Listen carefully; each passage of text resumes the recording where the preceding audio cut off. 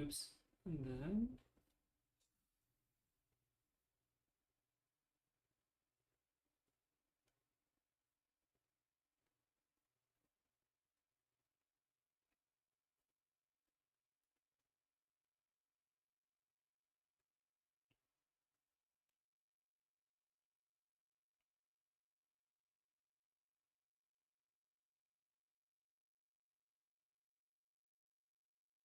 come on, Instagram.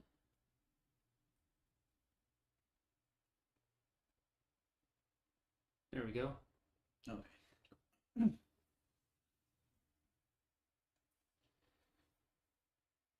I'll go live here. All right. So we are underway trying to figure out the technical details.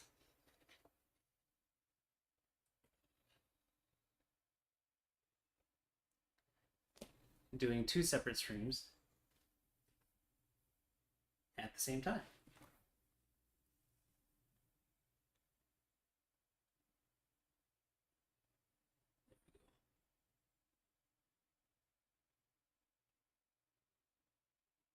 Send request here. Yeah.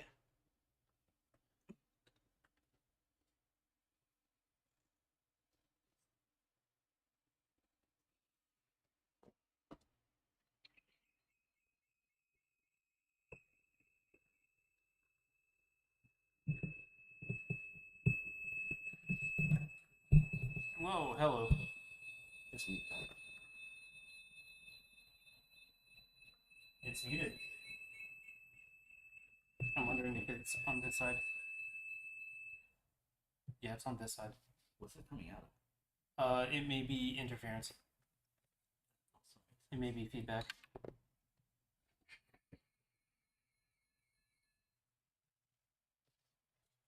I think it's audio from that side. So, hold on. Hello. Yeah. Let's see if we can make that sound. That's muted. Bear with us as we troubleshoot. Okay, maybe we just do it without one. Test. You have to mute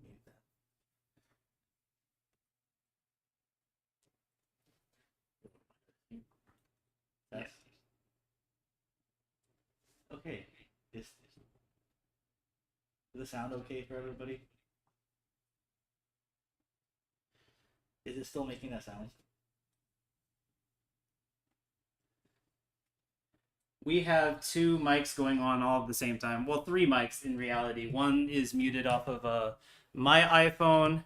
There's one mic that is Okay. based out of Brian's. So we're just going for it. Yeah. So I think our best audio and visual is actually going to come out of our Let's Talk Walking Instagram. And if you haven't followed it yet, it is at Let's Talk Locking. Same kind of way that Brian just posted. Yeah. We have the better audio on that other one, mostly because of the fact that we have a nice microphone hooked up.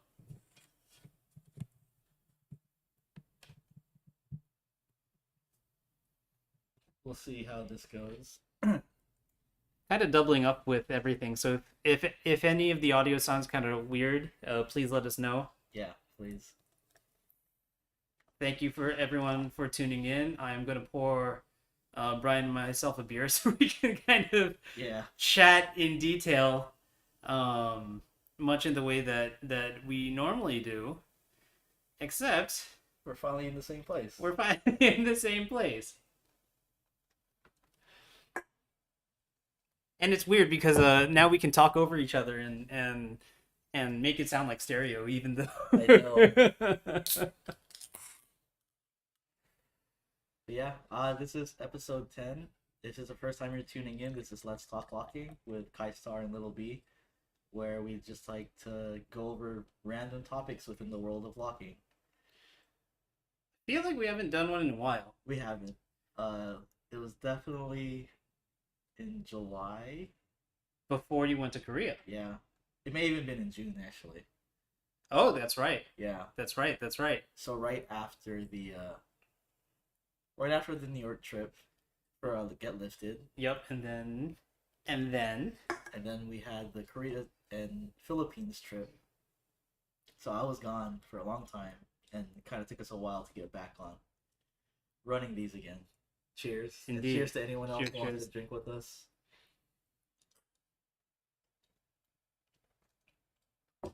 So actually, before we get to the Korea stuff, what I was thinking of doing is getting in. Actually, you want to know what? Let's start with Korea because I have a direction I want to go with this. And just before we start off with the Korea chat, Brian is in town for the family affair event. So they've got a live stream going on tomorrow. Prelims on Friday, and then the main event on Saturday. Main battle on Saturday. Yeah. So if you guys are in the LA area, definitely something to check out. I will be there too. Yeah, should be a fun week. Yeah. Yeah, and Brian's just crashing at my place the entire week, so... Yeah, you're seeing exactly where I sat for 2 days. I did not move. Just post all the mayhem in your life. Yeah. Before we get into the questions, just to give the context behind it. So me and Katrina, or Key, went to the Philippines and Korea in July. Most of July? Or end of June, July. Yeah. So we were there for just family things in the Philippines, and then we also taught a workshop in the Philippines. But the big thing that we were going to was the handshake event in Korea, which I entered with Locktan, and Katrina entered with Clay, or Clayton from the Bay Area. Yeah, that was the context for the trip. So whatever questions you guys have, and I know Kaisar wants to ask about it too. No, I mean, like, we talked about it pretty in depth a number of times. Mm. But I guess just to kind of like visit it all over again, where do you think, like, how did you feel about the entirety of the Korea trip if you had to condense it? Right, like if you had to like condense it and vacuum it, what direction do you think that it led you into, or how do you feel about it in general? Ooh. And and try to keep it short, because I think that having that sort of forcing yourself to kind of like compartmentalize everything. I know. You know. So it's difficult because I'm thinking about it from different seats that I sit in. Okay. Right. So Yeah. I was a competitor. Okay. But I was also like, well, not after making it past prelims. I'm also just a spectator. Yeah. Right. So someone just watching the event. Mm-hmm. So I'm gonna say, like, for the event itself, mostly good, mostly great, actually. Huge event, 500 plus people in it, ran by like the big names in Korea for the locking scene, and I thought they did a fantastic job. Mm-hmm. So if I'm gonna just say the event, great. But if I'm gonna separate some things, I say like maybe the judging, maybe a little controversial.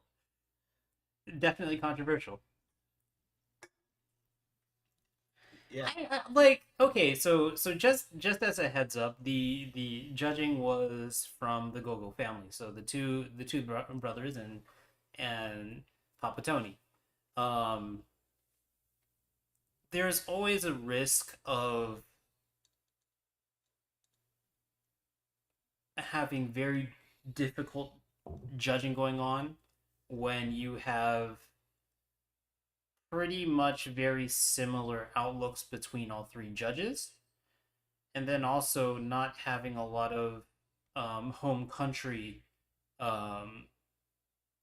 representation, if that makes sense. Like, because when you think about it, like the brothers are Japanese, and then Tony's been living in Japan for like the last 40 some odd years, almost 50 years now. So when you think about it, like Yeah, and Tony is certainly American, right? Like he's like, Yeah, like you're not gonna take Tony out of the hood, but at the same time, like the whole process of having essentially like a very Japanese inflected um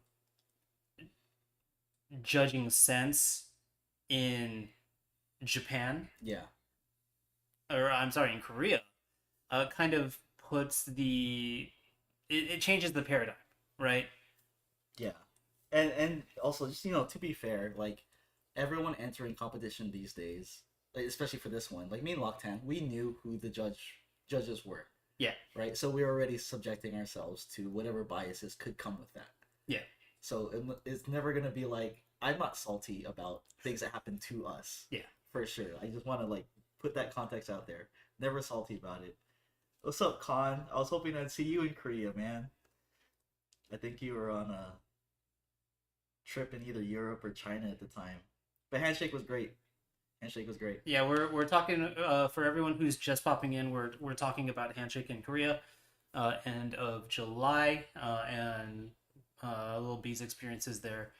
Um, I guess like outside of the potential like I don't want to say necessarily controversy Yeah, it's not of really. having the Gogo family be judges, but more like the potential for a slightly more narrow view of um the judging process. Yeah, You yeah, know, like how things change yeah, in having, specifically the Gogo family as one core unit. Um be like the three single judges for a Korean event. yeah. Because I will say, like, my personal experience that I learned from going to this is I realized I've always wanted to go to Korea. I've Mm-hmm. always wanted to battle in Korea, and it's like I want to see how Korea is in the battle sense, Mm-hmm. right? And I feel like I didn't get to experience that. And again, my choice of going to something that like the Go-Go family is judging, Yeah. but it was more highlighted, or I would say, if I'm going to a Korea event, Mm-hmm. I'm hoping to see a lot of Koreans highlighted, Mm-hmm. right? So maybe it'd be more like that if I went to like a local event, maybe not something so international, Mm-hmm. right?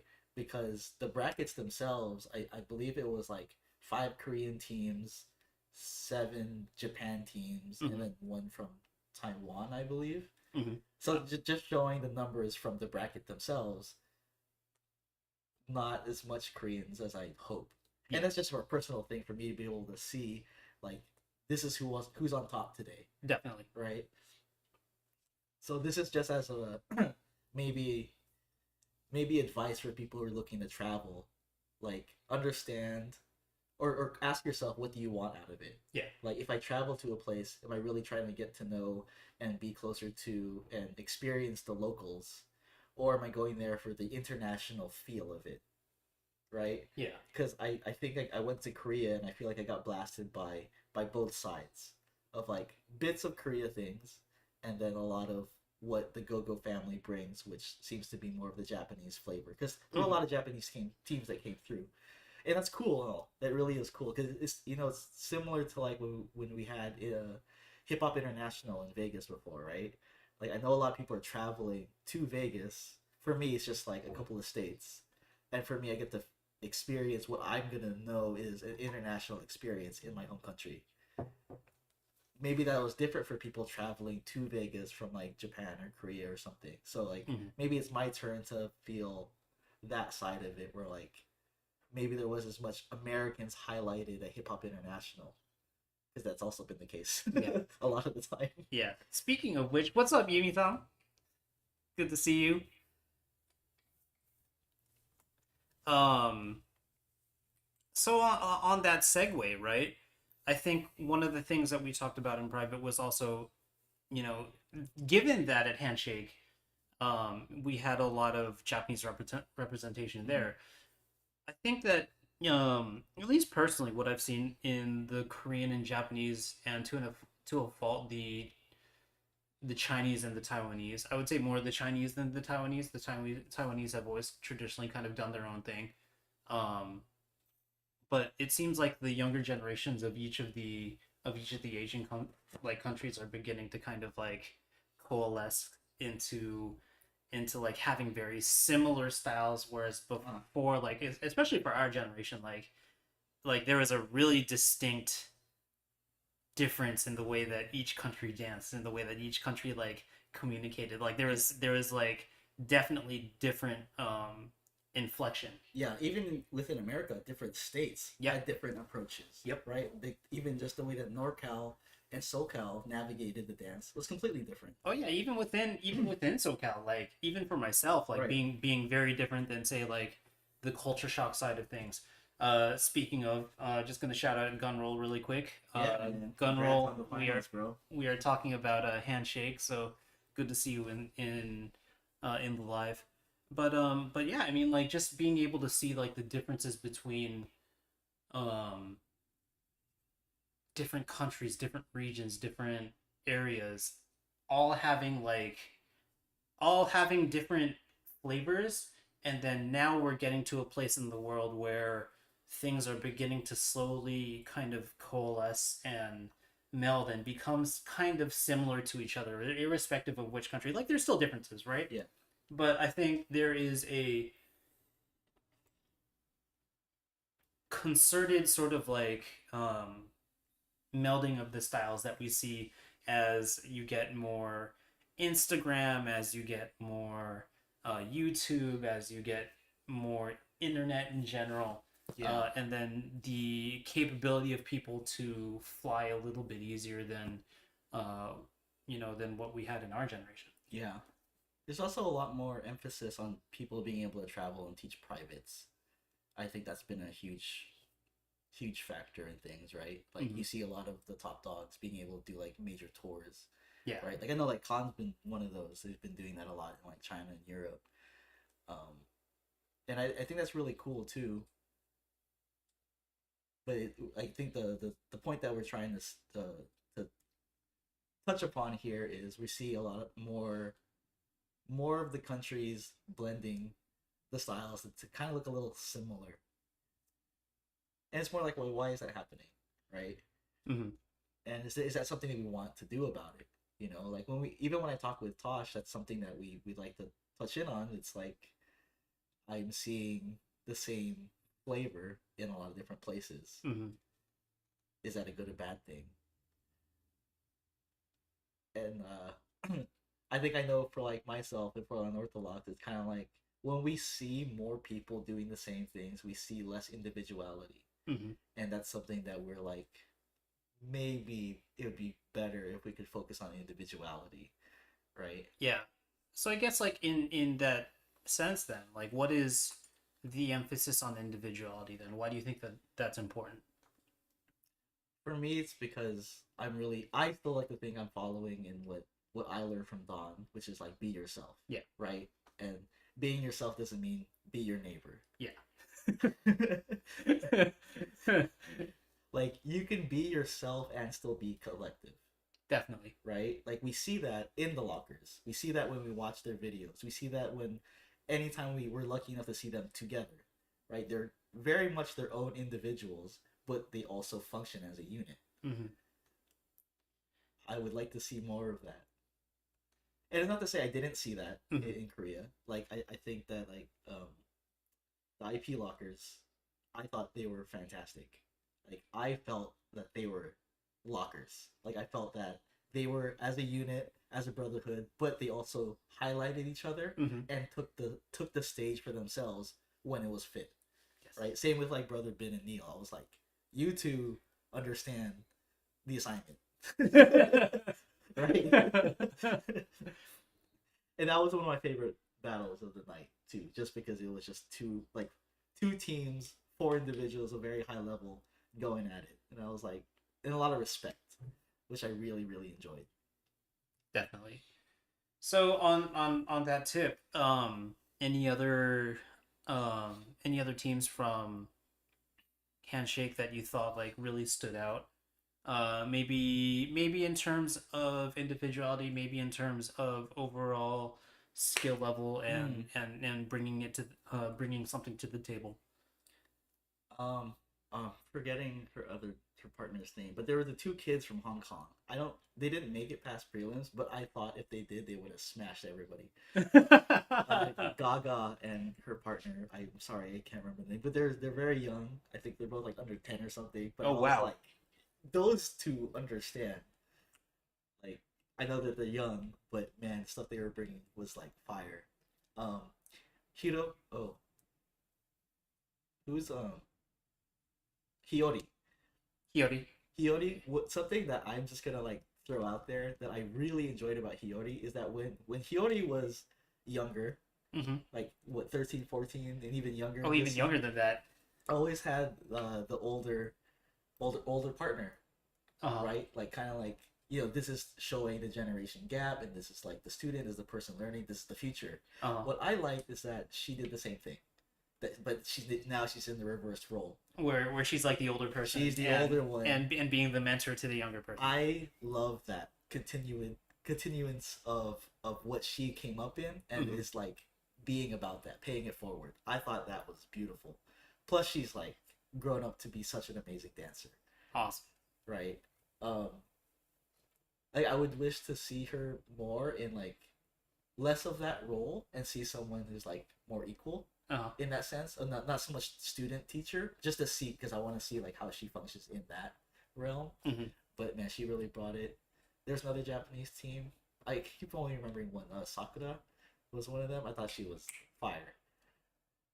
Not sure. It doesn't ring a bell like straight up. It's okay. We can always go over the videos.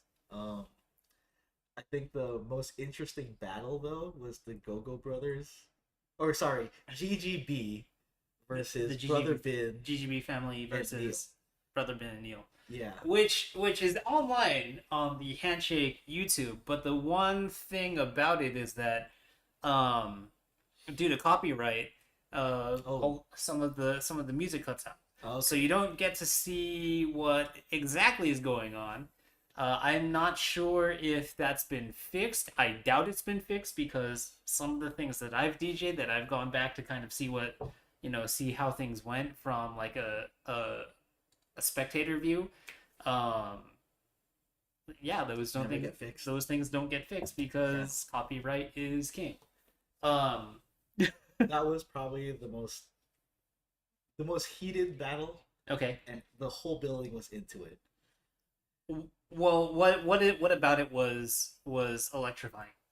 I think, okay, so for myself, seeing GGB on stage, and obviously the GGB stands for Go-Go Brothers. You can correct me if I'm wrong. I'm pretty sure. And so I'm gonna say in the positive point, which is cool because those are the people, or they are very inspired, or they learned a lot from the Go-Go Brothers, right? I had zero context on these two. I didn't know who they were. I'm just seeing how they dance. And in my head, still in competitive mindset, you are doing Go-Go Brothers style. And it's also hilarious in the sense that the Go-Go Brothers are judging. So I don't know if they like that or not right now. So you know what I mean? Like, do the Go-Go Brothers biases work well for that or against that? I have no idea. Yeah. Right? But they're advancing in the battles, and they're in the, I believe this is the top 8. That should have been top 8. Yeah, top 8 battle, right?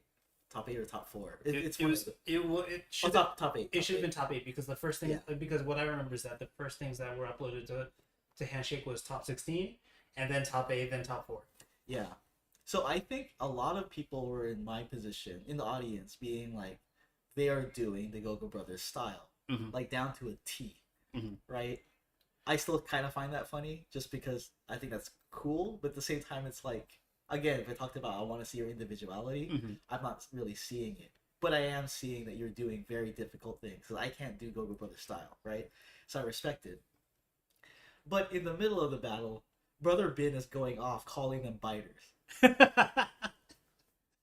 I felt like he was literally on stage, verbalizing with his body the thing that everyone was thinking. Are they biters? And he's kind of being like, you guys are biters. I'm like, okay, I'm with that. Okay. So again, in the context of the battle being judged by the Go-Go Brothers, does that work against you or for you? And I think it was cool because, Neil and Bin are like the Korean representatives in that battle, so like the whole building is cheering for that. Yeah. And it's also like I don't want. Maybe I don't know if the rest of the crowd was like this, but I was like, I don't really want to see them lose to a copy. Yeah. I definitely understand right? And nothing against the GGB. Again, like much respect to like the way that you're able to like incorporate that style and do it for yourself. Because I always like that. Mm-hmm. It's just for myself. I would like to see more individuality. So I'm seeing Koreans at the top, individuals like promoting their individuality versus two that's like carbon copies. What are we preferring here? Okay. What's really gonna win this, and why? So I thought that battle was super fiery. The crowd was so cheerful on everything that was happening, and I thought that the GGB took a lot of the talking shit to the chin pretty well, or maybe they don't understand. I have no idea. Well, see, okay, so then let's get spicy really quick. What do you think are the pitfalls of the GGB family being so similar to their teachers? Again, this I think it takes into the context of when and where are they doing this, right? Mm-hmm. Because the reason it was so highlighted that day is because the Go-Go Brothers were judging. Mm-hmm. I think it's a little bit of a different talk if someone else was judging that. So more like clear bias in terms of like the experience. Yeah, because maybe a judge would look at that and be like, that's something I've seen before from somewhere else. Yeah. That's the original. Like maybe they put a lot of value to that. That's why I'm saying I think it depends on the context. That's why it was very interesting that it's happening there with the Go-Go Brothers actually judging. And even Tony, I wonder what Tony thinks. I still don't actually know. Yeah. Because there's no way to like hear and listen to the feedback on what that is. And also because it went to the final of tiebreaker, that I felt like Neil and Brother Ben kind of squeezed it out. They squeezed the win out. Yeah. You know? But then of course that also calls into like that personal preference, right? And which is difficult because especially for your students to be weighted against like something that is completely different than what you do. Yeah. It's like how like is, and I think that puts judges in a hard position, which is why the whole concept of having the GGB family as a unit, like, and when I say the GGB family, like specifically like the Tony Gogo family be one cohesive unit, is because that also leads into the potential for bias. Not necessarily saying that there is like an outright bias, but you know, it's hard for, and it goes in two different directions, right? Like Yeah. you can have oh, like they're the students, so they're gonna be extra strict. Or it could be they're the students, so this is what they want to see. So you don't really know because there's no way to actually tell. Yeah. And I've always been particular about thinking about stuff like that because when I came into the scene, I was attending a lot of popping battles, especially in LA, right? Yeah. And I know now, we know all the big popper names to be really close friends. Wasn't like that before. I don't know, man. I feel like it's swinging back into like a little bit of an interesting time between people. Like I think there's still clear rifts. Okay. If that makes sense. That I can. But before, especially like and because a lot of people were like more or less our age or a little bit older. Mm-hmm. Like you still saw a little bit more clear hostility in terms of like because everyone was young and hungry. Yeah. Right. But there's also very clear biases within the battles. Yeah. Within the judging. Definitely. Right. Like if MGF versus like Frantic or something. Yes. Right. Like the styles are just so different, and it felt like at the time, depending on who's judging, that's who's gonna win. Oh yeah, right. I've definitely and for what it's worth, I've definitely been on the good end of that before. Like I've experienced like people like judges being like, oh, let's give it to Kaistar in this moment because simply because I'm not doing Electric Boogaloo. Yeah, exactly. So yeah, if I'm gonna get into like the nitty gritty of naming things, it would be like EB style versus like just straight popping, or LA's animation or LA LA popping style. LA bopping, LA pop locking. Like there's so many different routes you could go. Yeah, so these are the types of things that would actually clash within the popping battle atmosphere. Mm-hmm. But in locking, it was straight up just bias. Well, I mean, like, okay, so then I think that kind of calls back to the conversation about regional differences, about style differences, and things like that, where it's like, like you see a little bit more individuality from people, or people representing different flavors, different dialects of the dance, and when it comes to that, it just seems like, again, like maybe this is just more of my personal interpretation of it, but definitely see, for me, I definitely see like the younger generation of Asia kind of really coalescing around a very similar approach, like taking little bits of the Japanese soul dance and heavy isolation with the power of Korea, and then the character of Taiwan, and everyone's kind of like picking and choosing, and kind of putting this. And what inevitably happens for the Asian group as a whole, for me, is that I see them kind of like picking up all on the same sorts of strong points as to what um they want to see out of the dance, and so everyone's going for the same thing. um One other thing is, I'm gonna, while Brian posts that, Garrett, since you popped into our let's talk locking side of the equation, if you heard better audio, or if the audio is worse on that end, please let us know.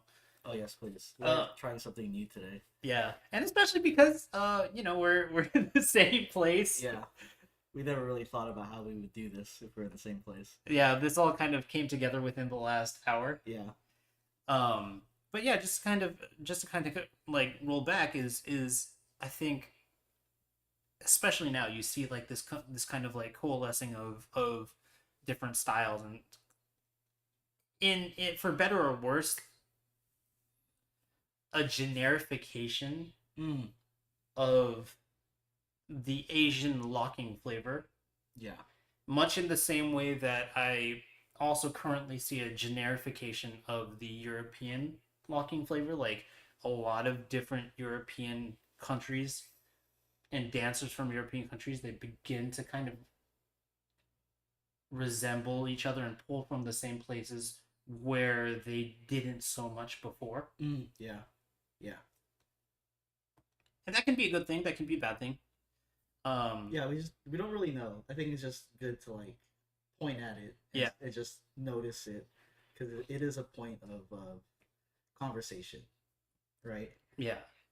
I think at the same time, however, I think that also kind of speaks to at least our view on what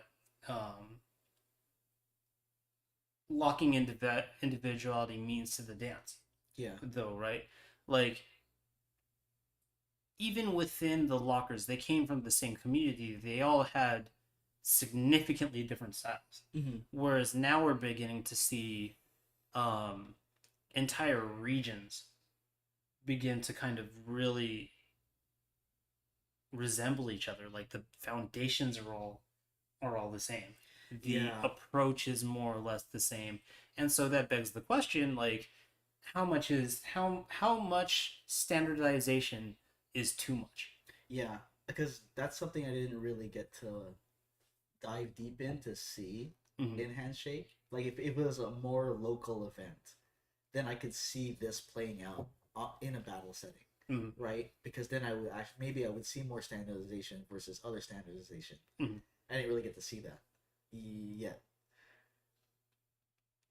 It's hard to say what I got to experience, because I think, again, how the judging went, and it wasn't like poor or bad or anything. It's just the circumstances of them judging changes what I got to experience. Definitely. So like, what happens within those local battles when you have like those standardizations going against each other? What are they valuing? What is making it through? What is winning? What is better at the time? and it necessarily doesn't have to be about the battle, but you know, this is these kind of like help show this is what we're valuing in this moment. Yeah. Right. And I didn't really get to know or see or understand what that is. So then, that being said, given that you got to see the GGB family on stage against, I think what everyone watching would easily say is like one of the stronger teams from Korea and coming out on top, um, or at least for that situation, does that sort of standardization for at least the Go-Go Brothers family sort of style, does that give credence? Does that give it empowerment, or does it and this can go for anything, by the way. Like, I'm not trying to like single out the GGB formula, because you want to know what, there's a bunch of different formulas that are out there. So like, if you look at a lot of the Team Rocket family, a lot of them tend to dance very similar to each other. Nothing wrong with that. Even our boys in the Hoodlockers, they tend to have like a singular cohesiveness to it. But I think in terms of like teaching, and in terms of like having like a very unified output, like, does that give a single-minded I don't want to say single-minded, but does that give like a very focused approach more empowerment? Yeah. Versus individuality. Yeah. Because I would say that my fear of how everything's coalescing right now is if a lot of those dancers are seeing that as their trajectory for the next 5-10 years, and only that, right? So let's say you only have like one school of thought, and you're not gonna take in other schools of thought to like mix it into your own. That's where I'm seeing a fear, an issue like down the line, right? Like, I think it's great to be able to focus on all of these different kinds of styles and the way that people teach, but how do you like pull from all of that and make it your own? Yeah.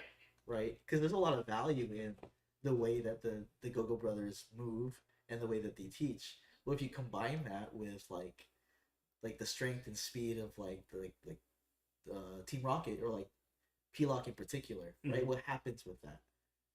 Those are kind of things I would like to see, instead of it just being more like, well, I don't say instead of, but are different schools just passing on a certain mentality, and then you just stick to that, right? Yeah. Like, is the GGB style, or even like Japan style with soul dance and all of that, is that never going to like deviate and change, or is it always just going to be everyone from there is known for this?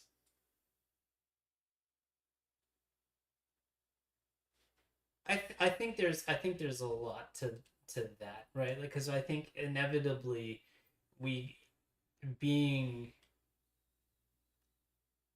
wanting to carry on the legacy of the things that we learn from our seniors. Like, we want to do these things justice, and I think for a lot of people, they don't get to see the opportunity of having real individuality within the flavor, within the style, within the language, right? And I think part of that is are people watching the original Lockers? Are people watching our elders? Yeah. Like, and I think that for me is a really big issue, because I don't see a direct connection to the legacy anymore for a lot of younger generation. And this might be a controversial take, this might be spicy, I apologize. But for me at least, like, I think when I watch a lot of the younger generation right now, it tends to lead back to their heroes. And there's nothing wrong with that, because we always will need someone to be that linchpin. Yeah. But there was, at least for me, there was a certain magic that, that the pioneer generation had. Our elder, like the original generation had. Yeah. That you don't really see as much anymore. Yeah. There are bits and pieces that people pull out. There are bits and pieces of like individuality that people are able to pull out, but I don't quite think it's the same thing. Yeah, I agree. I think the closest personally that I've seen to it are really people from our generation, and maybe a little bit after, but people from our generation and the generations before us up till the elders. Yeah. Like they I think to borrow the term, like we understood the assignment. Yeah. And for us, like it took a while to kind of be able to blend different things. Like for me, it was more about like, okay, I came from a really more structured approach to things. You came from more of like trying to figure things out, and we kind of like figured out like the general direction along the way. Yeah. Not to say that like not to say that we've arrived. Like we're still figuring it out. Right. But I think for us, we like realizing that it doesn't just stop here. Like you don't get there. Yeah, again, that's why I'm like, when I'm looking at like 5 years from now for a lot of these dancers, where is it going? Yeah. And I'm hoping that all these dancers are taking in from as many sources as they can, but especially tracing back to the source, like whether it's Dawn or just the lockers in general, because the cohesion that you arrive at by like studying each of them is a very special thing. And I think that's the big assignment when it comes to locking.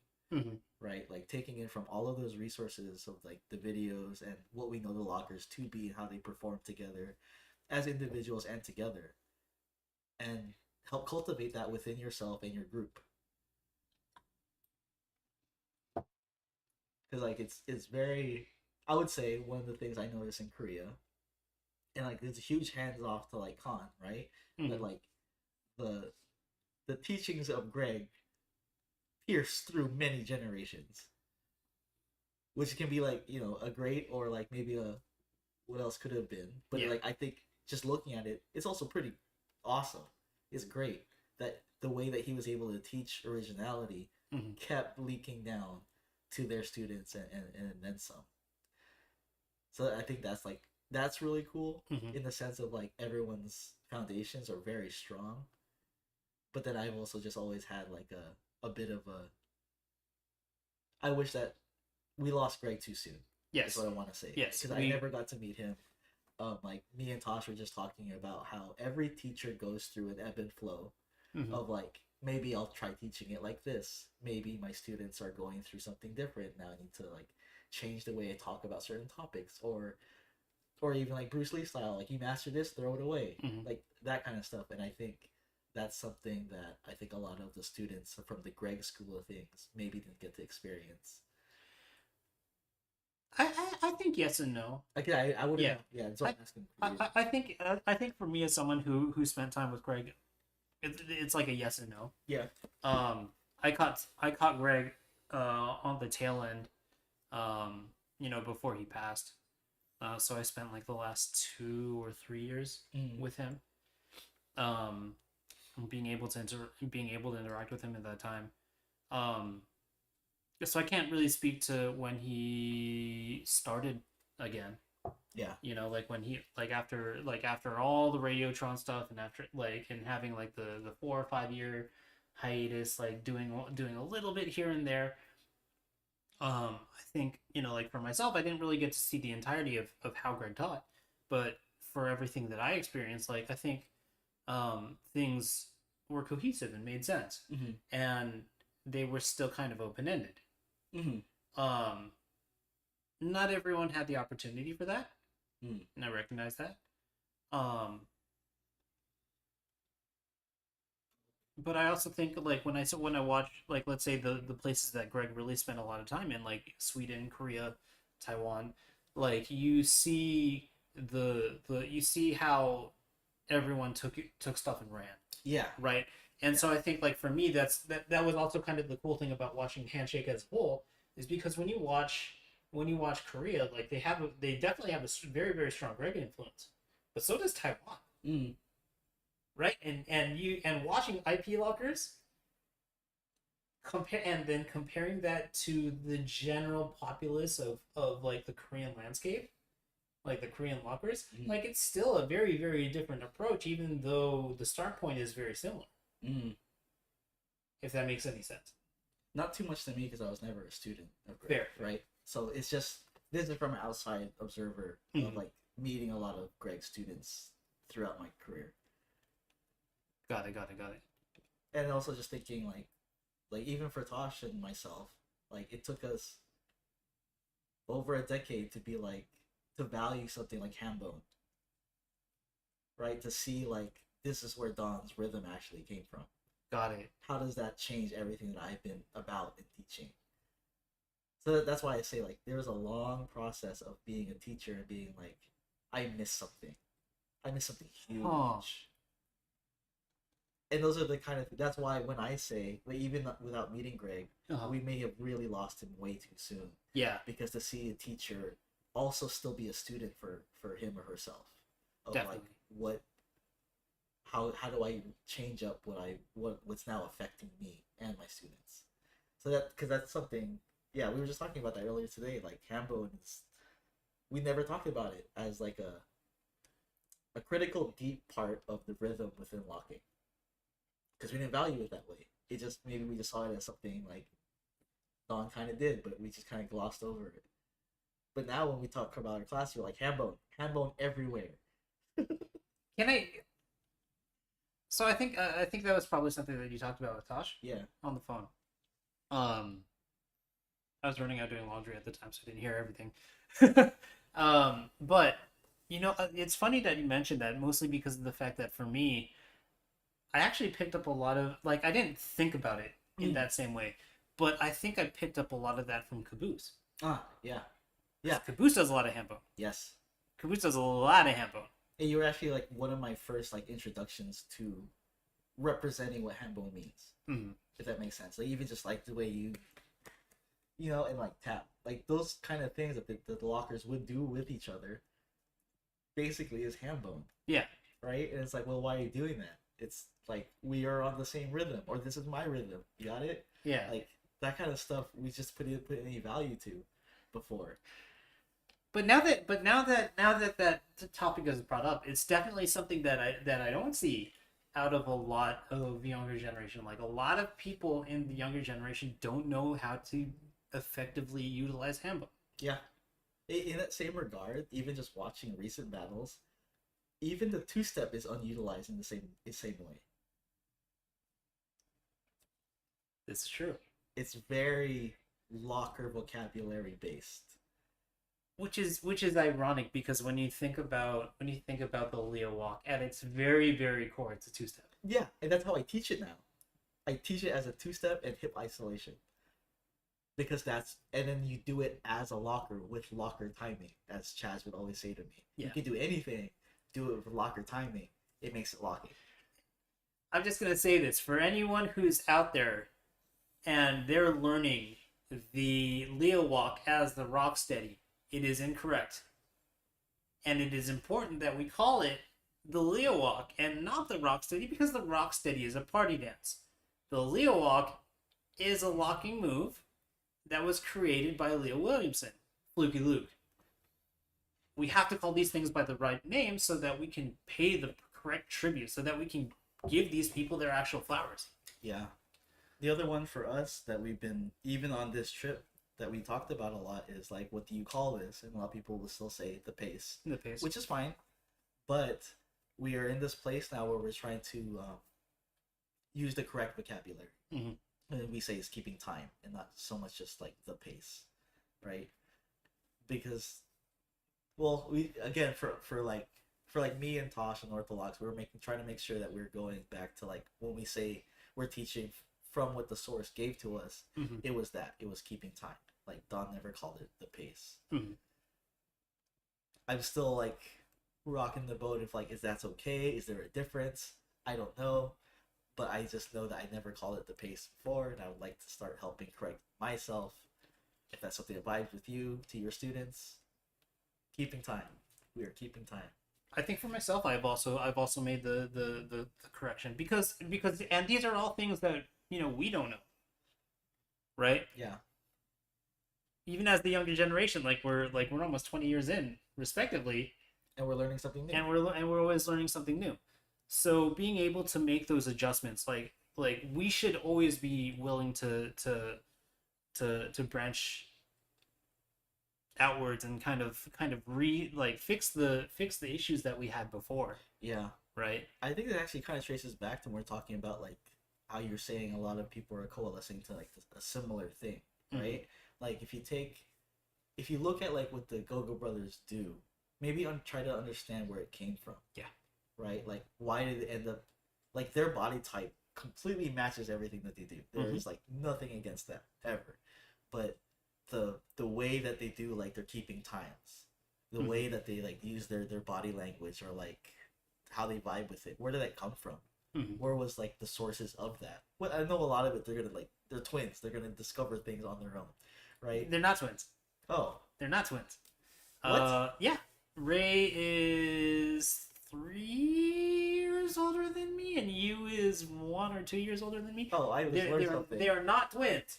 They are not twins. I did not know that.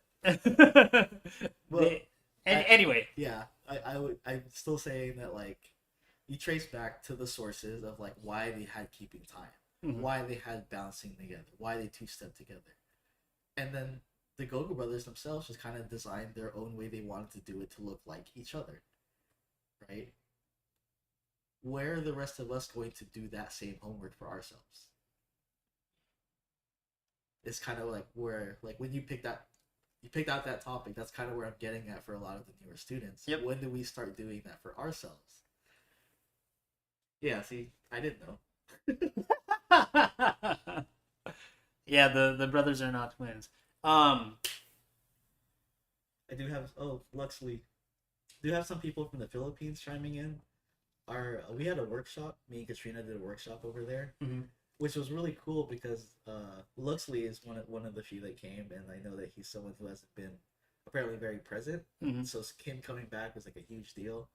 It was great to see generations come together in the Philippines. Okay. And one of like my main goals for talking in the Philippines and having like the workshop, like yes, I'm talking to Christina and James, and then they want us to like be with their students, but I'm like, you know, a lot of this is also for you, and not in the sense that there's something for you to learn. Not really about that, but I know what it's like to be in a community where the title of leader was thrust upon you. Kind of takes the fun out of everything. You're the one now who everyone is relying on to throw events, to throw sessions, to have classes, to be the glue that everyone is asking for without words. They're just hoping that you'll do it, right? Yeah. And the big thing I wanted to like give to the teachers of the Philippines was that it's okay to ask for help. It is okay to put your ideas out there and say, these are the things I want. I want great events. I want weekly sessions. I want more teachers for locking. And in that, when you as like the leader or teachers of your community voice that, you don't always have to be the problem solver for the problems that you come up with. Your students can help be that vehicle to help drive your dreams to the destination. But your students don't know if you don't talk about it. Well, see, I think part of that is, and this kind of like circles back to Asia as a whole, and that is to say that like when we think about Asia as a whole, there's definitely like this hierarchy of teacher student, right? And you don't really get to experience the process of that teacher-student interplay where the teacher is also learning from the student. Yeah. And this isn't to say that like this is every like teacher-student relationship in the entirety of Asia, but I think especially for like the what you would call the Northeast Asians as opposed to the Southeast Asian community, like there's definitely more of like a hierarchical forget it, you know what I mean. There is definitely more of that structure there. Yeah. Right? And so I think, and so that also kind of harkens back to like what we see with the Gogo Brothers family and their students. Yeah. Right? So those are those things that you end up watching and you end up experiencing. And so it's like for a lot of people who are in those sorts of situations like you've been in, like the younger generation the Philippines is, right? Like they don't have that same frame set. Yeah. Yeah. They don't have that framework. You know, they knew it. Yeah. Like, when I was talking about it to like Christina and James, they're like, "Yeah, that's not normal here." I'm like, "Well, we're hip hop." You know, we see what it is and we try to break the mold to like help change things for what means something to us right now. So if any other leaders out there vibe with that, like please let me know. I don't know if I'm talking out of my ass sometimes, but it's something I really did see for my friends and their students in the Philippines. You know. Okay, so let's kind of change the subject really quick. We're talking about the Philippines, right? And we're talking about the young generation and the students and all of that. Who were the older generation that you typically saw in the Filipino community? Like in the before? Yeah, like who are the people that kind of set the standard for the Philippine community? So the very first person I ever met at like my first HHI was Prince. And then it's like I guess I kind of have to mention it, whether I'd rather not. It's Ricky or something. Oh yeah. Dude, that's everyone. Holy shit! That's everyone's experience when that name gets brought up. Holy shit! I totally forgot about that guy. Yeah. Holy shit! So for me, it was Prince, who was like the king to be. For real, like in every sense of the word. Oh man, Prince was the shit. He still is.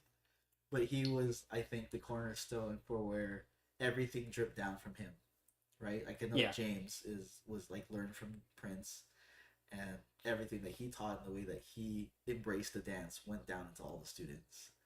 And then when I came around, I met James, like Christina, eventually met both Luigi's. Luxley is a major component, and then also on the side, even though he's a whacker, is a Christian. Aphrodite, fucking huge component of locking and whacking being as big as it is. No shit. Okay, that's a name I didn't know. Yeah, he's not a locker. Yeah, but just being in the community and being in that community, being best friends with like James, like man, like the ideas that they had to put together, you can just tell is full of love of like each other's style and wanting each other to be like uplifted. It's things that they did, right? I'm gonna pause you really quick, just and I know we're getting into a really good portion. Let's see if we can charge your phone in just so we don't lose the stream. It's been going well so far. I see JC in here. What's up, man? I need to call you soon because we got some more details down for Get Lifted Bay Area. Okay, so then before we start with the Bay Area talk, we're gonna rewind from we're going backwards. So we started with Korea, then we went to the Philippines, and then you started in reality by going to Get Lifted in New York. Yeah. What was your experience? We did talk about Get Lifted already, but like, did we? Yeah. Oh, we did. Yeah. But just to like talk about it a little bit, it is easily the best event that I've been a part of when it comes to locking. There was so much love and heart. And also, like, the faces of locking. Like, you have Tosh, you have Firelock, and you have Hurricane, right? And these are the three people that wanted to put this event together and to just see what community is out there. And I think that was a better bridge to building community than it was trying to, like, pull everyone into, like, this is my idea. Hurricane is just great about being a dreamer. Everyone wants to follow that guy. And now he has the people to make the dreams be reality. So coming from New York's Get Lifted, we want to make sure that we're bringing it to as many places around the world as we can. Starting with, in December, Get Lifted Bay Area. We just talked to Tosh. Tosh will be the judge again for us. So, little bits of information you'll probably get out of this podcast, and we'll be putting out the information as the days go by. But it's because of that event. It's the reason I wanted to teach in the Philippines, to have my workshop, and more just to talk with everybody. Something that I talked about was I had realized that the way I'd been teaching for a long time, and I've done a number of stints in the Philippines teaching them, that the things I've learned now, like whether it's about Hambone or like just more the source of dawn, and even about respecting Black culture, and asking myself, have I been appropriating all this time and things like that? Like, it really vibes with the Philippine community, and I think for them to know that they weren't the only ones questioning things like that. And for me, I was telling them, like, me even telling you that I taught you the pace, but today I'm going to show you keeping time. This is me righting a wrong. Not to say that I was wrong before, but there's a right way that I know for myself now, and I want to correct that. Yeah. So I want to do it the right way and share with you in the way that I'm learning and relearning today. Yeah, being able to continue being a teacher and passing on the things that you as an individual have learned along the way. Yeah, and I think it was good to share it in that way, because we can always question the things that we've learned, question the things that we don't know, even what to ask about, and even when we do, to find answers to them. But I think respecting hip hop and trying to be better allies and make sure that we're not just taking from this dance and this culture is really big, especially over there, because they vibe with hip hop so hard, and it's crazy. So why do you think that is? I think it's because they resonate with the message of it. Government sucks. This is our shit. This is how we express ourselves. We need this. It's not let's get grants and throw some shit together. It's like, no, if we could, we would just be out on the streets just doing this all day, because that's how we feel. Oh man, I remember once that me and James were talking about how lucky we are to be dancers today, in that something like whacking before, you would get fucked up in the streets for even just walking, acting, being like. Oh man, you know what I mean? In the Philippines. Yeah. In the Philippines, heavy Catholic. Right. But now we're in a place where we can actually fully express ourselves. It's not going to be shunted down like that anymore. Right? That we're lucky that we can just step outside and be ourselves. And so I think that message in itself really resonates with the Philippines. Like, I know like the Philippine All-Stars. Like Gemma is one of like the biggest components of that. And I remember even like 6-7 years ago, she was telling me like hip hop is so alive in the Philippines.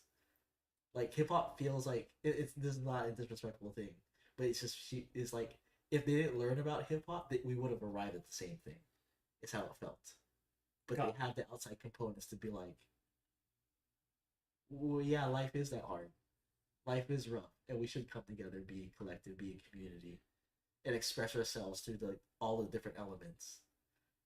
So how big of would you say hip hop in the Philippines is tied to the hip hop of the very Filipino community in the Bay Area?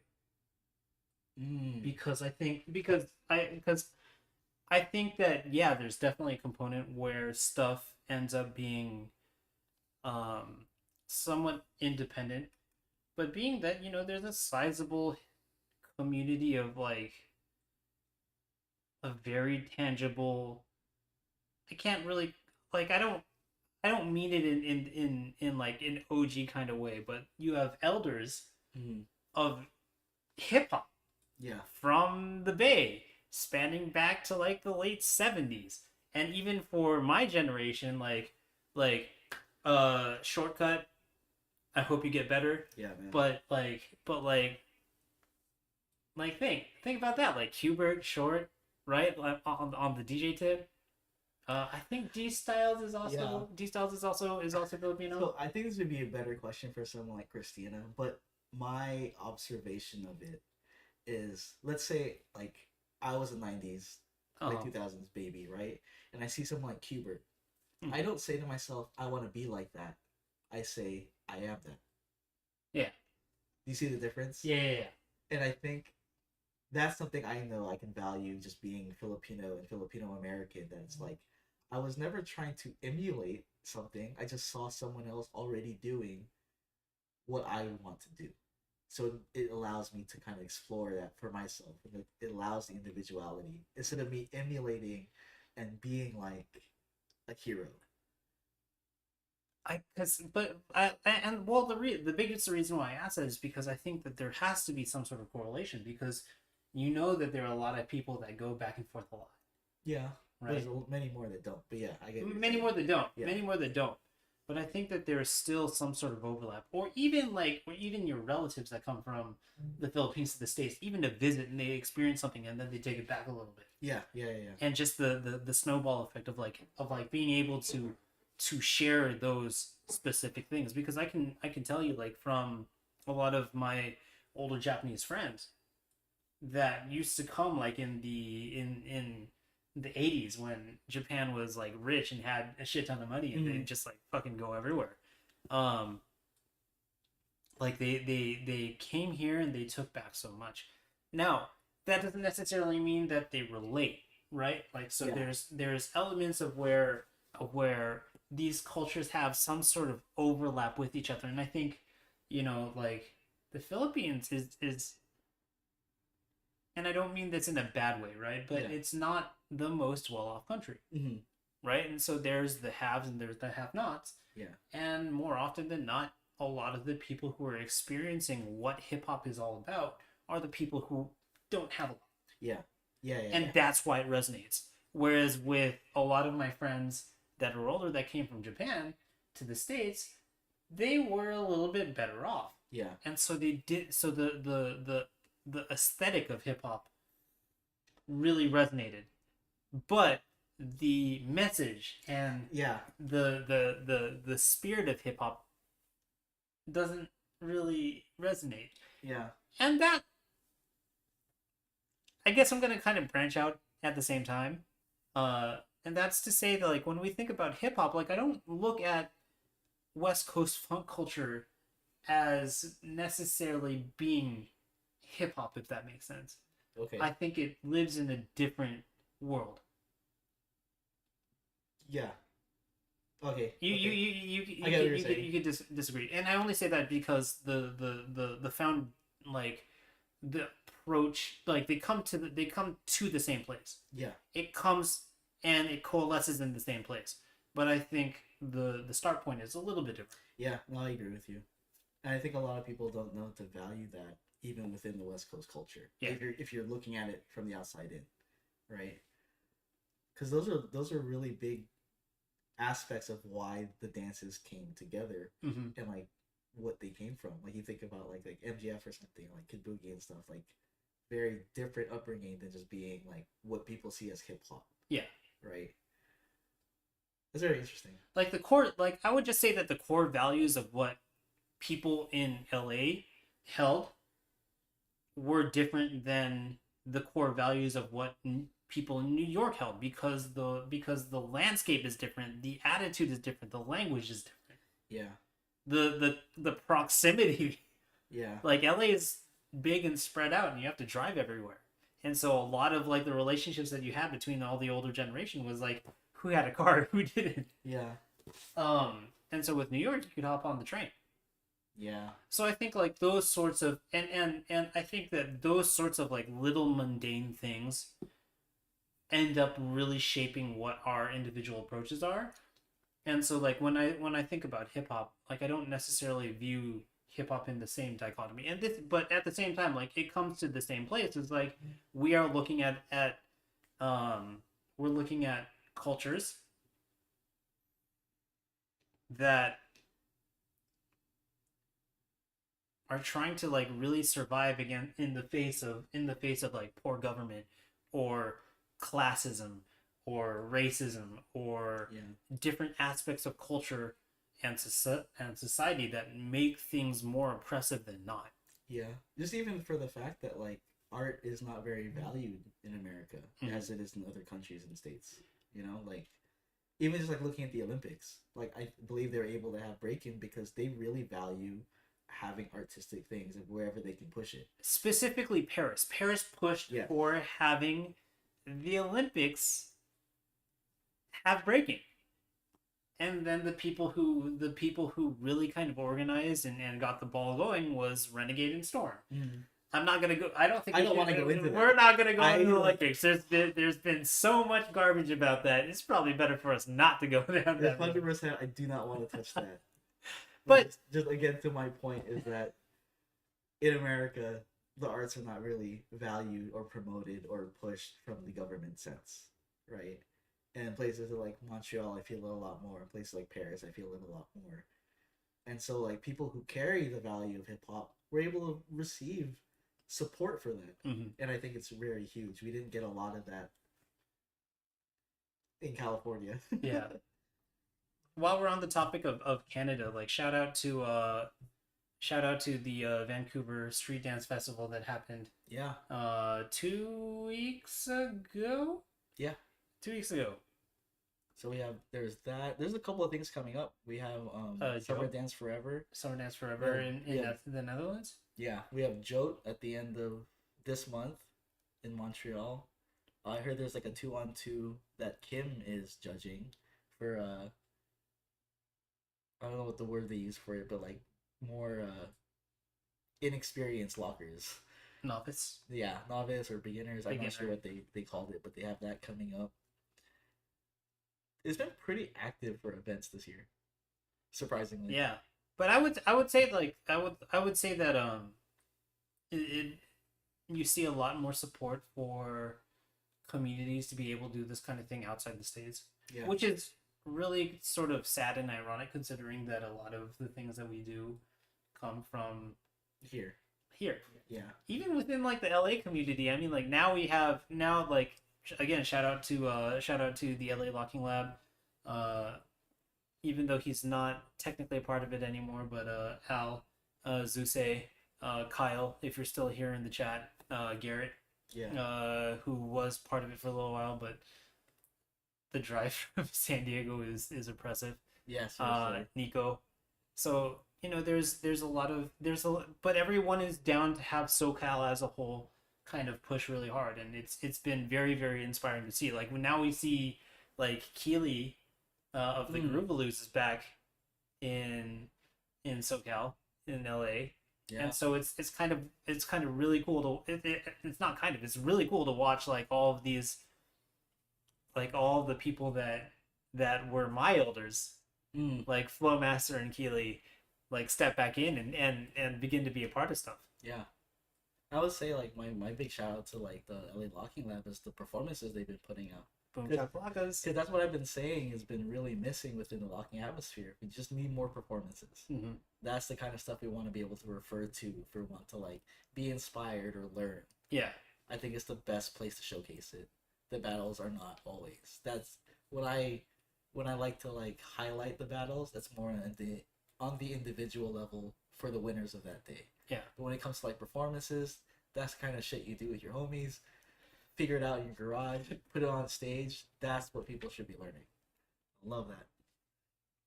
Let's spin it a little bit and go a slightly different direction. And now that we're talking about performances, and putting things together in a garage, routines. At Handshake, you said that there was a really big emphasis on routines. Yeah. Yeah. Go ahead. I have a couple of thoughts.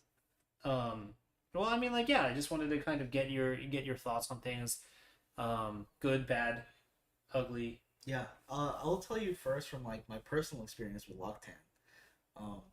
And that is we just didn't have enough time to really like put together cohesive things that make sense to us. And so it was kind of a rush job just coming together that week. But we both 100% believe in each other. If we just got to the battles, we got this. And that guy got this. You know what I mean? Yeah. But I think there was, because it's a 2v2, and throughout all of the rounds and all the prelims, there was such a heavy emphasis on having great routines. And I think for myself right now, that is not where I'm at.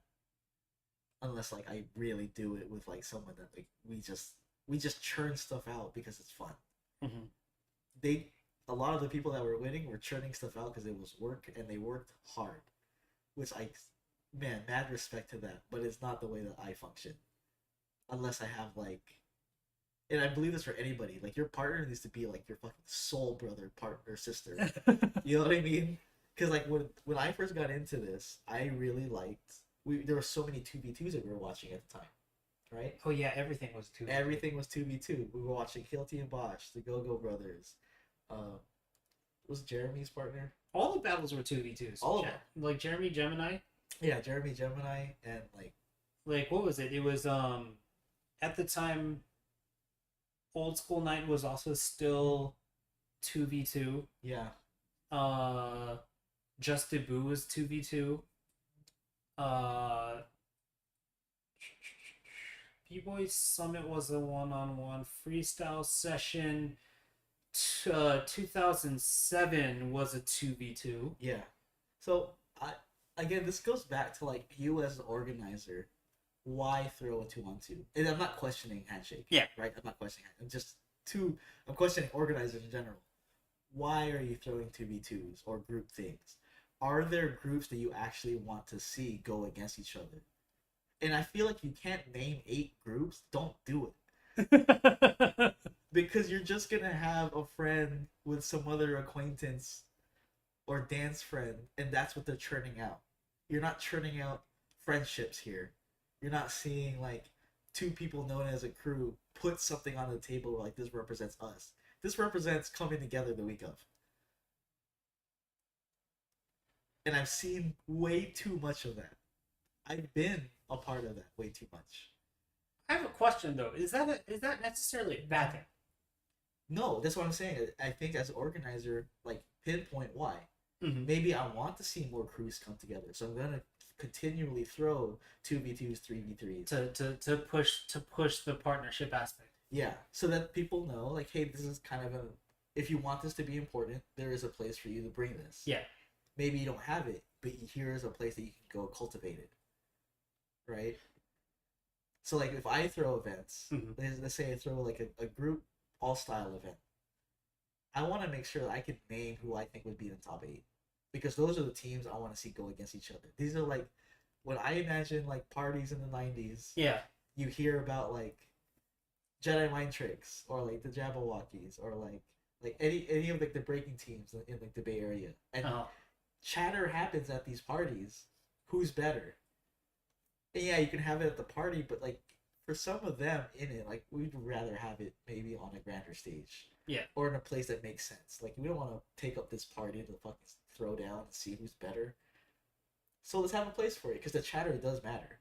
Chatter does matter. Right? You guys talking about it, maybe we didn't care, but we kind of want to find out.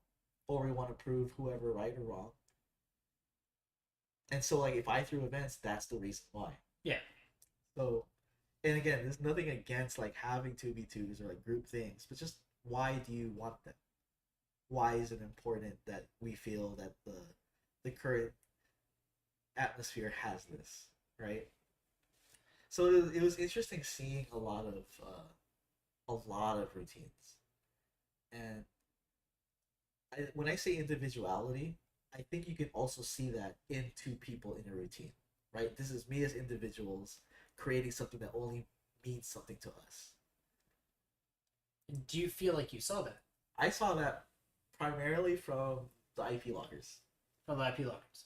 Like, but now that you say that primarily from the IP loggers, does that this is going to be a loaded question, and I'm asking because at the same time, when you say it's primarily at the IP lockers, so does that mean that the Koreans or the Japanese tended to be a little bit more too much in unison, like kind of like yeah, what does that mean? It's like it's so spicy. It's like I want to say, I think for most of the people I saw routines from, it looks like somebody else taught them. Got it. I don't think there's anything spicy about that, because in reality, I mean, like, again, like it's what we talked about in the beginning. It's like, okay, maybe these are the things that that just get passed on, and the core values and the core lessons are so strong that that takes priority. Yeah. Right. So like the whole conversation of us earlier, like talking about like GGB family and the Go-Go Brothers, like judging the thing, like yeah, like those are those things that get passed on. So at the same time, it's like, if you feel that way, then maybe in one respect, like, shit, the teacher did their job. Yeah. Right. The question is, did the students do the job? That's the part that makes it spicy for me, because I'm pretty sure most of those groups created it themselves. Yeah. But to me, it looks like someone taught it to them. Got it. Does that make sense? Yeah. It's like 100. When you watch a choreo piece and you can tell who the fuck made the choreo, right? Like you just know, like that one made it. But then you can also see when there's like 10 people on stage who learned it from one person, that person's not on stage. That's kind of how I felt about how I saw the locking routines.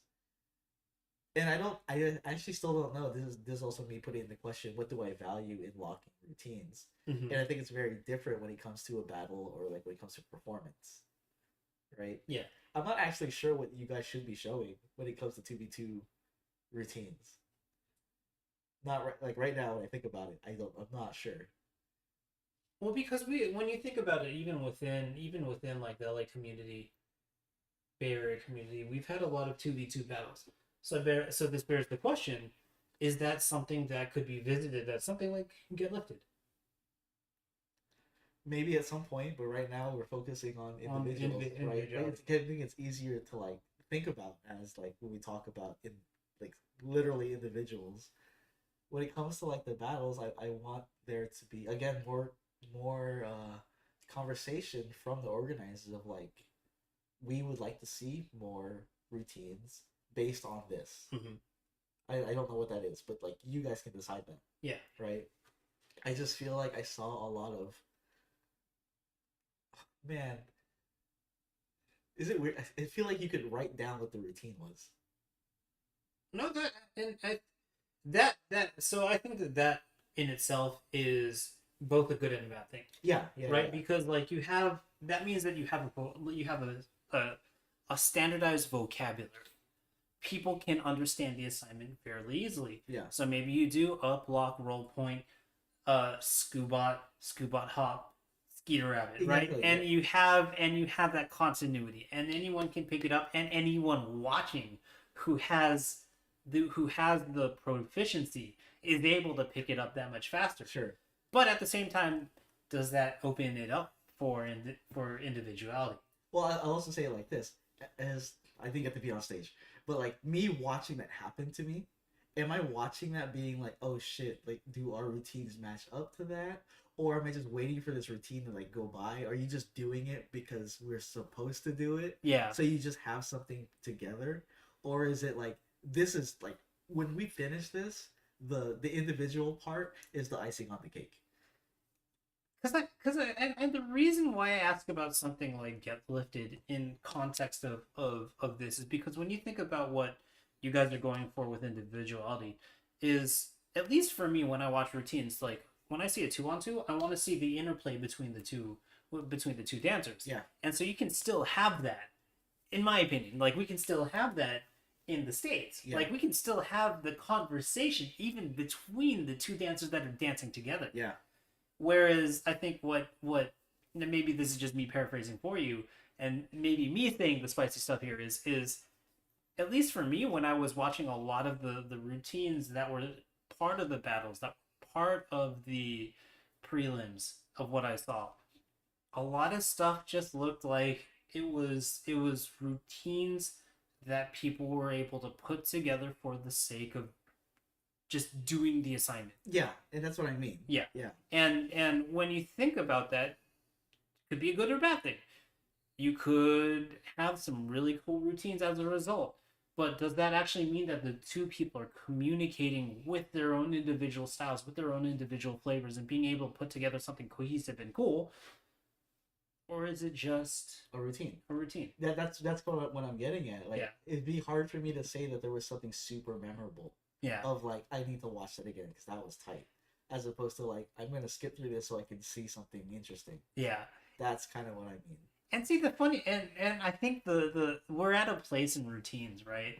Where where a lot of like the more skilled dancers will build routines and then they'll be able to adjust the musicality to the routines. Yeah. So a lot of people get faked out by that too. Yeah. But I guess that also that to me that also kind of brings back that question of like, oh, are people actually communicating within the routines? Yeah. And even just to put it out there, like when I team up with like Firelock, right? Uh-huh. We don't really have routines. We have ideas. Right? Maybe there's like a little something that we rehearse. Like, I don't know, like just being able to jump over each other. And then we're like, let's come up with a code word and we might use that. So there's a lot of conversation that happens within the battle of like, we might have something a little bit that we can pull out of the hat, but we're going to figure it out. Yeah. Like, that was a good idea. Let's see what happens with it. As opposed to routine 3, let's go. Like, I just for myself, I've always thought that was a little bit weird. Well, I mean that's all. When you think about it, that actually is the core of the question, right? Like, how much of that is actual on the spot communication, and how much of that is like we're putting stuff together for the sake of it, Yeah. and how much of it is like, oh, we're doing it because it's required of us. Yeah. Like there's levels to it, right? It's also interesting thinking about if people made routines specifically for songs. And I thought about, yeah, I know. And the reason I say that is because a lot of the music I heard on Saturday was the same as I heard on Friday night, which is probably the same as like the last 3 battles. And I don't know if that's a spicy topic, but like we do sometimes have a top 40 of like locking music or whacking music or hip hop music that is going to be played. I wanted to ask some crews, like, did you have this in the bank for this song? I know, and that's just me, just kind of guessworking it. But I also thought that would be pretty cool, right? Like, I think one of the most memorable things that, as a, like, technically I don't say routine, but something that happened was with Brother Ben and Neil. And it was during the tiebreaker, and like they passed off the beat kill part to each other. Right? Like, it wasn't a routine, but that was so much communication. And I loved it. I was like, that shows that they're cohesive. Yeah. Right? Like, whether or not I could see them voice anything about it, I don't remember any of that, but like, do you know this part? Go. I literally handed it off to you, and I was like, see, that kind of shit, that is awesome to me.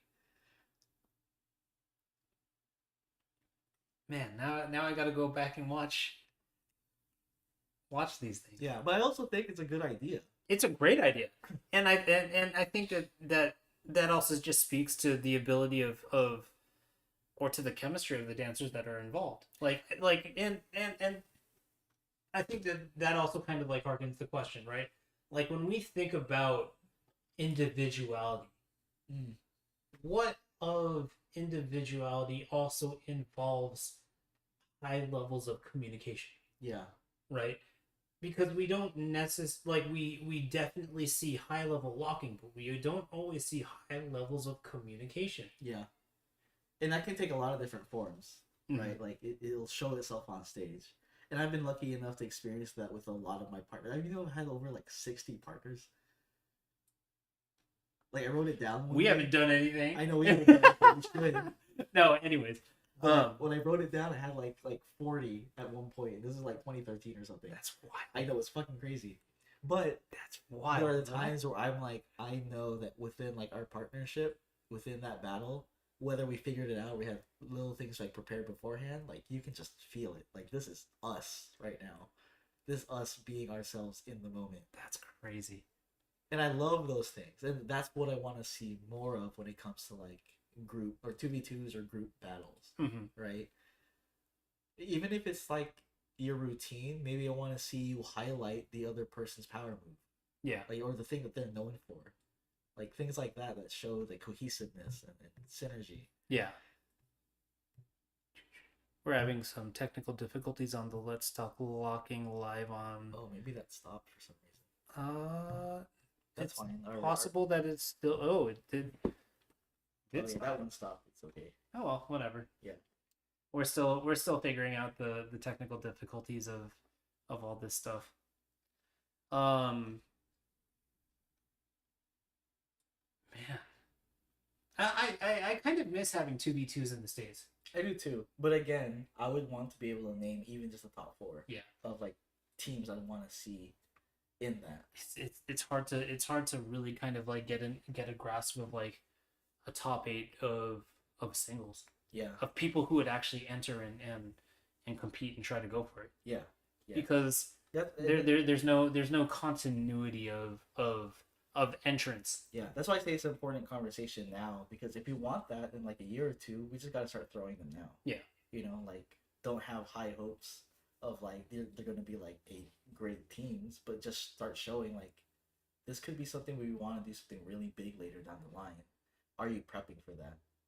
Huh.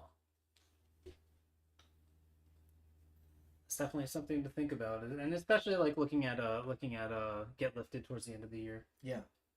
So, again, Get Lifted, San Francisco, the 20th through 22nd of 20, 21, 22. So same format as last time. We're going to have. I'm gonna step away for a second. Yeah, we're gonna have a public talk, and then the second day we're gonna have the exchanges, or quote unquote the battles, for the primary lockers and the general lockers, and that one's a battle for anyone that's interested in locking.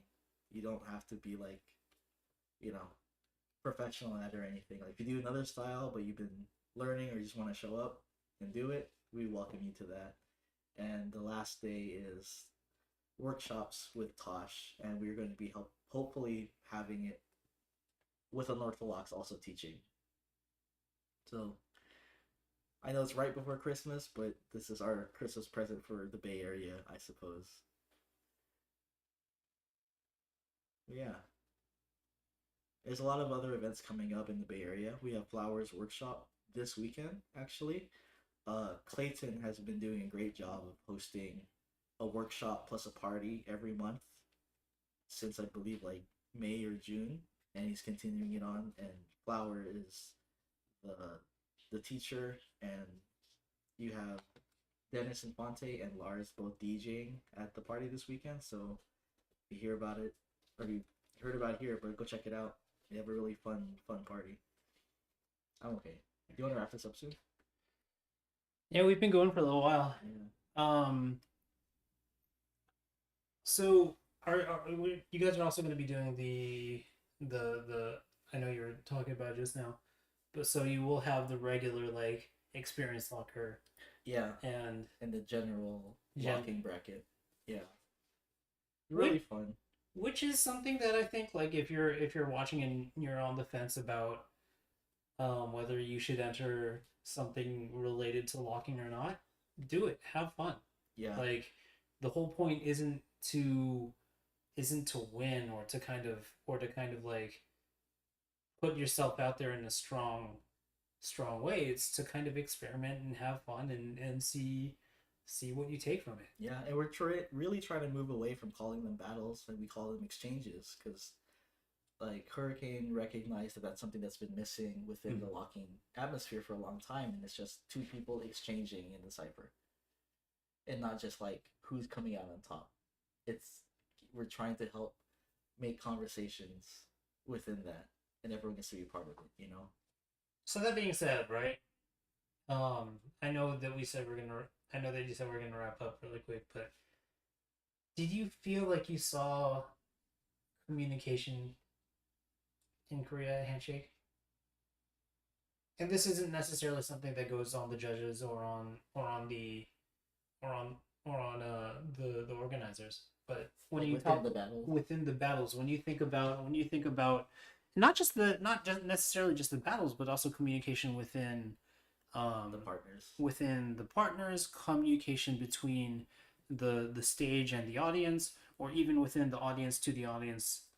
Likewise, was there any kind of communication going on? That's why I'll give it up continually to the IP lockers, because I thought they displayed great synergy with each other and communication. Like you can see that one person was doing something, the other one kind of knew what was going to happen, or just a lot of things like that. Even or also like Neil and Brother Ben for that same tiebreaker that I talked about. You can see the communication that happened there.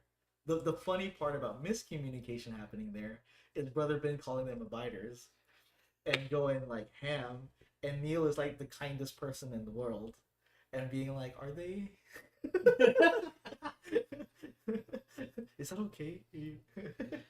So it's kind of funny to see difference in messages. But what was cool is that like Neil's like, "I got your back."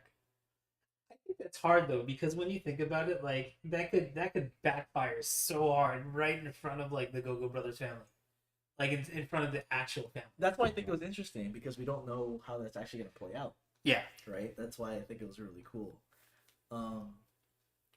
I feel like for some of the other ones, like Hiroko and Yuki, Oh Loco, I feel like there was more preparation for like the routines there than it was about in person or in the moment communication. Mm-hmm. And again, I don't know what's bad or not when it comes to that. I just kind of know what I value in seeing how the IP lockers, they left me with a lot more impressions of they figured it out in the moment. They took some risks, and it looked great. Yeah. And I think I like to see more of that when it comes to like routines or coming together as a group. I didn't see that so much from Yuki and Hiroko. Again, not to say that it's bad or anything. It's just like I don't know what we're looking for and evaluating when it comes to routines right now. Yeah, and I would also agree with that for myself. Like when I watch and again, like Yuki and Hiroko, like they're like I consider them friends. They like I've seen them dance and I've seen them grow over the years. Like, but for myself, like if judging were up to me, like I think I probably would have given up to the IP lockers because there was more that I took from it. I that was my vote too. I was actually really surprised, and I think the whole audience was very surprised. Mm-hmm. And not to say that Hiroko and Yuki did like really bad or anything, that they were great, but I thought the IP lockers had winning rounds. Mm-hmm. Winning rounds that were memorable. Like I want to go back and see those. Mm-hmm. You know, like they just left that good of an impression. So I was really surprised at how that played out. Could you quantify what the parts of the rounds that were memorable as a like comparison to Ologo was? Because I think and this is something that I think people should also be educated about, because like when we talk about assessing any sort of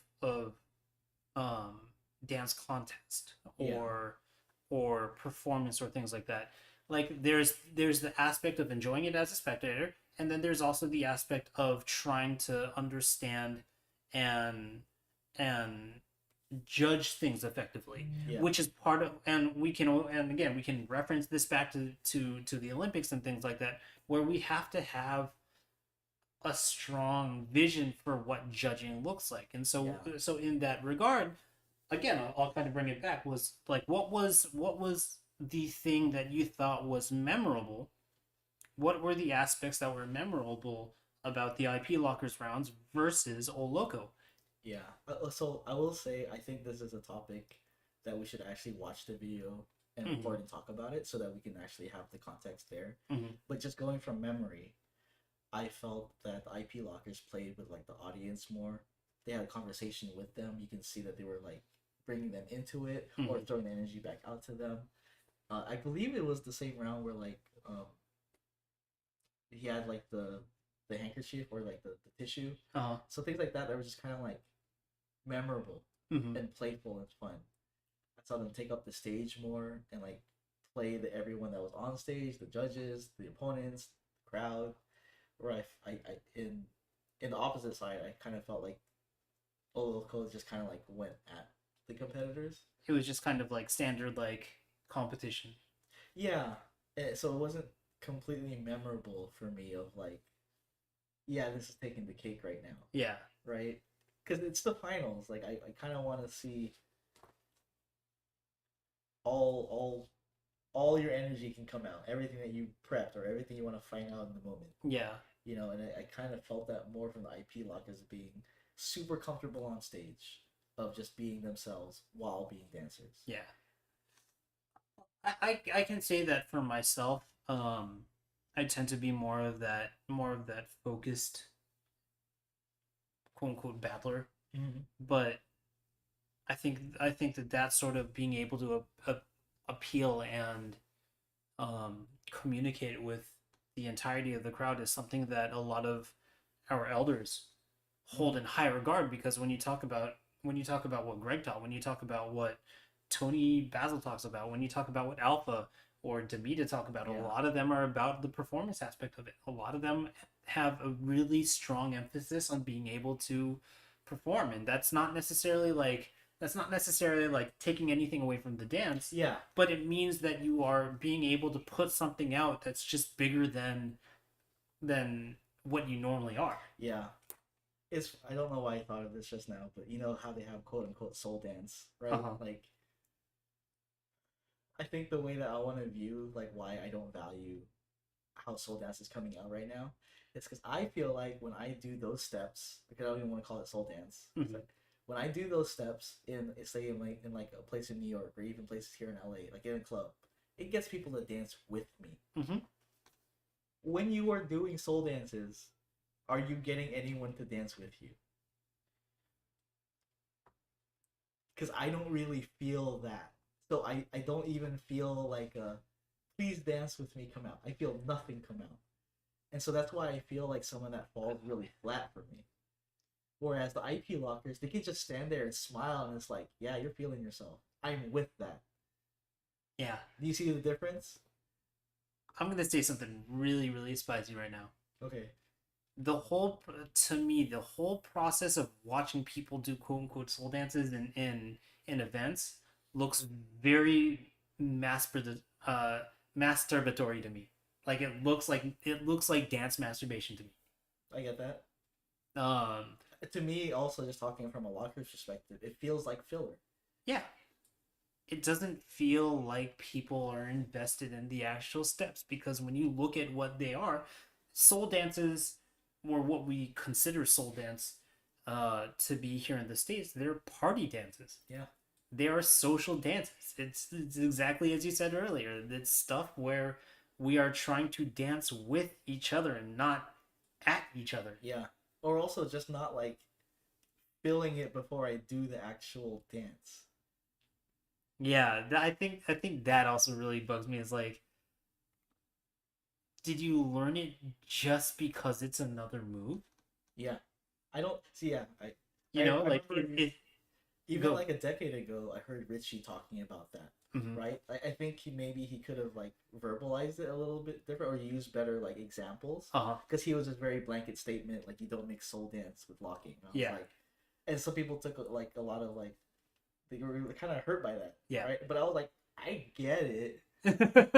I get what he's getting at. I don't think that he's wrong per se in what he's seeing. It's just that it's a deeper conversation of like why we're not appreciating what's happening. And I think, like, and to give like better context, I think talking and learning from Scooby really helped me with that, because he explained to me like before that he would do his rounds of like maybe for the verse he's just stepping, he's just moving around, he's basically just doing like some party dances, he's feeling himself, and then the chorus hits and that's when he turns to like Stone Cold Locker. Yeah. And I was like, see, there's a clear discrepancy of like why you're changing, why you're doing certain things, and when and why. And it was to the music. When I see just like a 3 count of like a soul step into a point, I'm like, ugh. Like, come on. Like, and it's very disjointed. That's what I mean. It's very, very disjointed. I think for myself, I know I incorporate a lot of it into what I do, but no, you couldn't see it. Because to me, like, both are happening simultaneously. Well, and I think that speaks to what the pioneers and our elders did, is that, you know, all of these dances, they're already baked into a lot of the moves anyways. Yeah. Like, take a look at the Leo walk. Again, take a look at the stop and go. Yeah. Like, the Leo walk actually has the rocksteady built into it. So when you hear like unorthodox and like Tosh and like when we say like trace things back to the source, it could even mean taking those moves and being like, what is it? Like, what is a stop and go? It's literally just a two-step that steps you backwards and forward and side to side.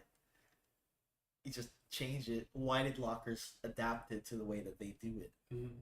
You know, why? And then where did it come from? Tracing it to the source. It's things like that. I can't have that conversation within myself when I see the disjointed soul step into a point.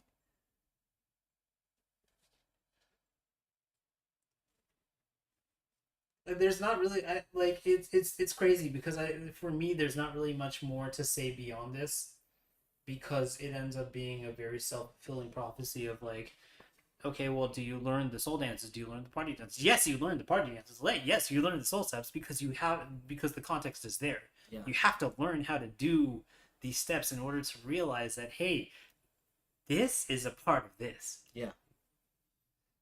And you can definitely learn the steps without the party dance. But what happens when you're missing the context of why that's there? You only learn a shell of what that thing is. Yeah. You have to have it. You can't leave it out. And you can kind of remove it. And a lot of people these days are kind of removing it as well. And that's nobody's fault. Right? It's not like people are like, "Oh, well, you know, I don't want to do the breakdown in the stop and go."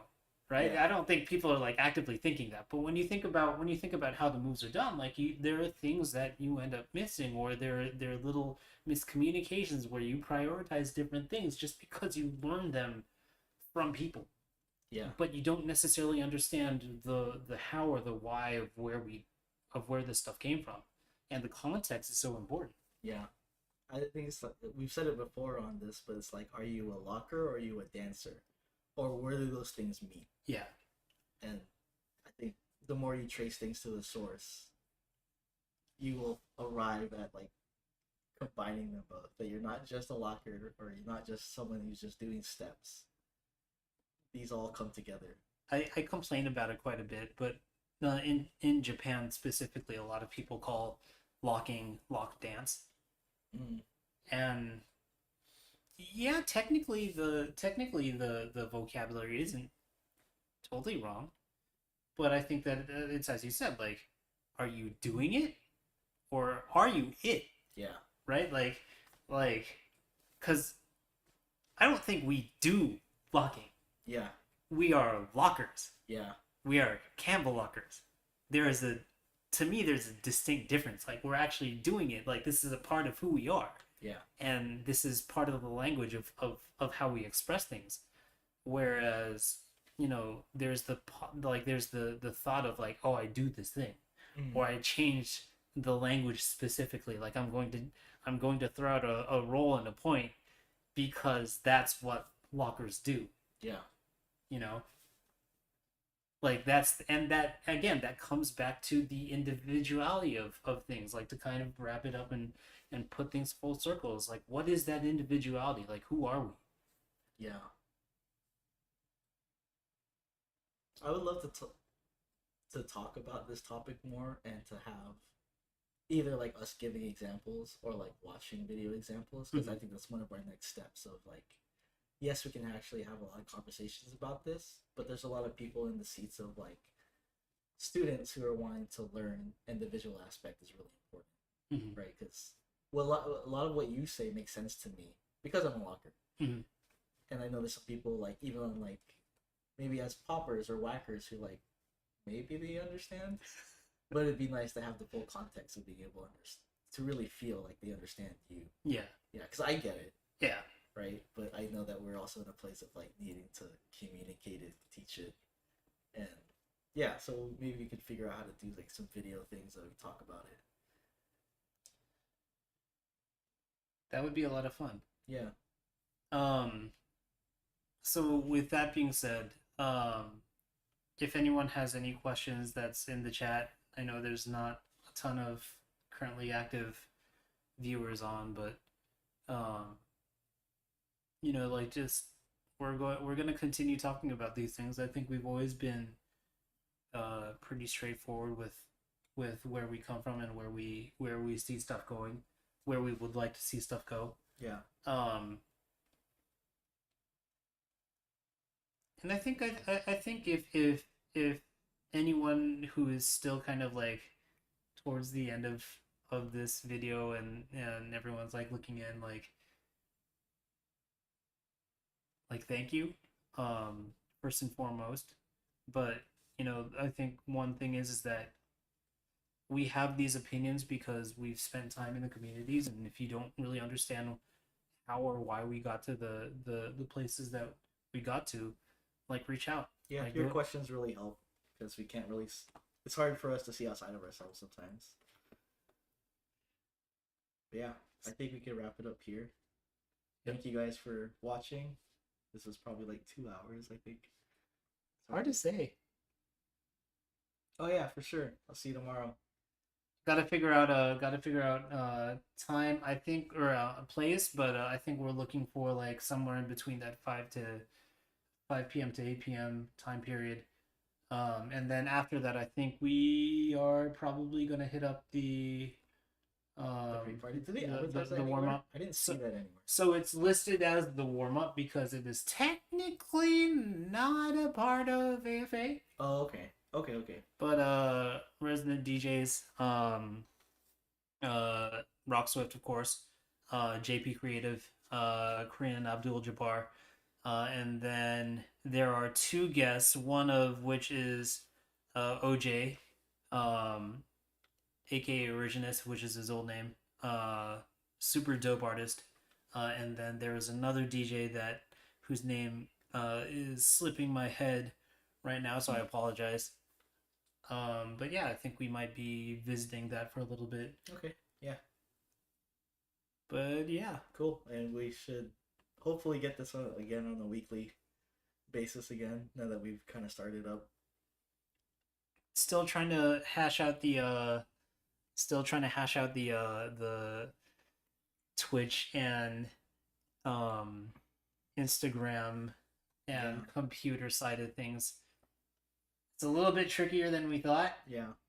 But if anyone also has any experience with the podcasting side on the Twitch end of things, being able to simulcast to different places, would love your help. Yeah, we really need it. All right, this Let's Talk Locking. I believe it's episode 10, but this is August 14th. This Little B, this Kai Star. Signing off. We'll see you guys next week. Take it easy. Late. Okay, don't mess this up. As long as you don't hit discard video, you're good. Yeah. So